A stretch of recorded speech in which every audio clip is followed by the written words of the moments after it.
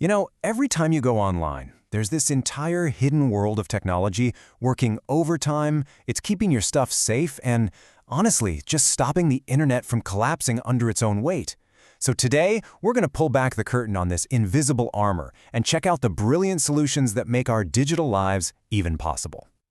All right, picture this. You're at a coffee shop, maybe the airport, and you log on to their free Wi-Fi. We all do it. But have you ever stopped to think, hey, could someone be watching what I'm doing right now?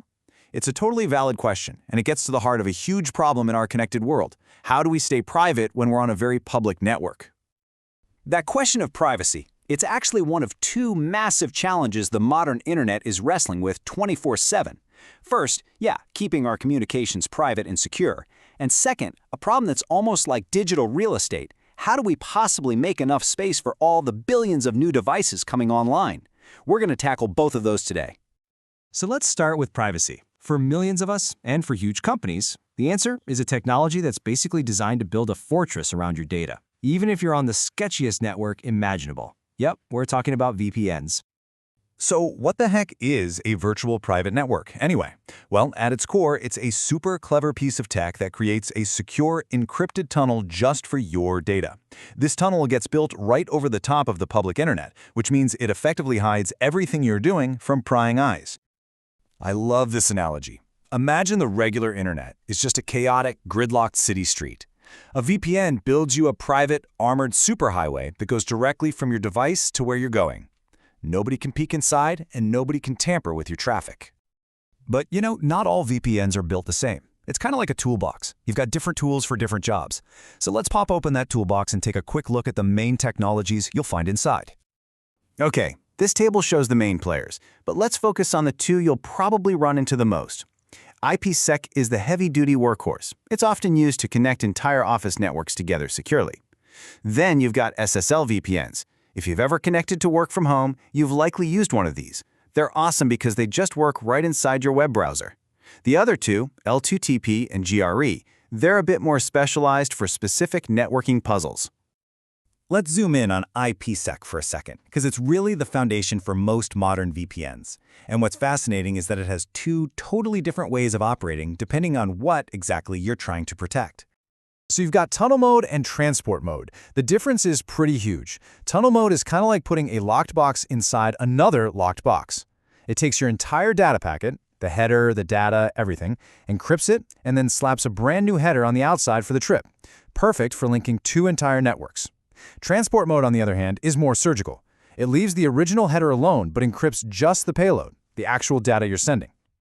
Now, inside IPsec, there are these two protocols, AH and ESP.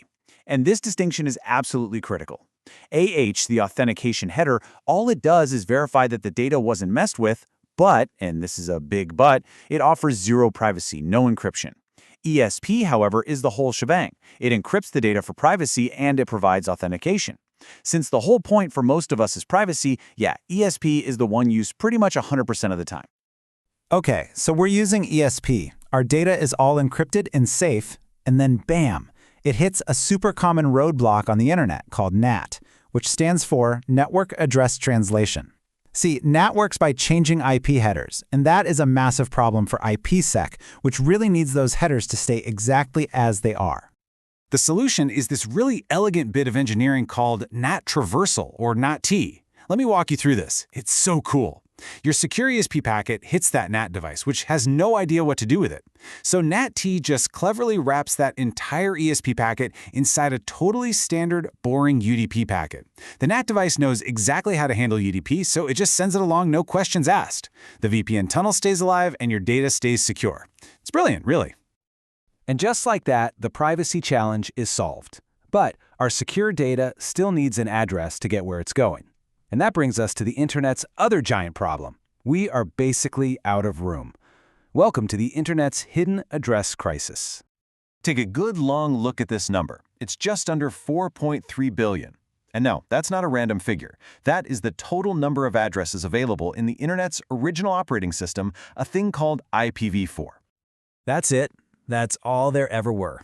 And with every phone, laptop, smartwatch, car, and server needing its own unique address, well, you can see the problem. We have officially run out. The well is dry. So How in the world is the internet still growing? Well, the answer lies in a brand new addressing system called IPv6 and a whole collection of seriously ingenious technologies designed to build bridges between the old, maxed-out internet and the new, nearly infinite one. One of the first tools for this job is something called DS-Lite. This is mostly for internet service providers. It lets them build their big core networks using the new IPv6. But when you, a customer, need to get to an old IPv4 website, DS-Lite just tunnels that old traffic right through their shiny new network. It's a great way for them to future-proof their whole setup. Next up, NAT64. The easiest way to think about this one is as a universal translator. It just sits at the edge of a network and translates between the two different languages of the internet. So if your brand new IPv6-only phone needs to talk to an old IPv4-only website, NAT64 makes that conversation happen without a hitch. And finally, you have technologies like MAP. Now that whole IPv4 addresses are basically collector's items, MAP lets an ISP take one single address and slice it up into tiny pieces. It gives each customer a unique sliver of that address, plus their own set of ports. It's an incredibly efficient way to share the very few resources that are left. So, when you put it all together, the secure tunnels, the clever translators, all of it, you start to see this complex, absolutely vital system running just beneath the surface. This really is the internet's invisible plumbing. You never see it, but without it, the whole thing would just grind to a halt. So, let's do a quick recap. On one hand, you've got VPNs creating that private highway for your data, using tools like IPsec to keep you safe from snoops. And on the other hand, as the internet literally runs out of room, these clever bridge technologies like NAT64 and DS-Lite are making sure the old web can still talk to the new one. It's all happening silently, in the background, keeping our digital world both secure and expanding. It really makes you think, doesn't it? We've tackled a privacy challenge, and we are right in the middle of solving this massive address crisis. So the question to leave you with is this. What's the next great invisible challenge that the internet's engineers are going to have to solve to keep our world connected?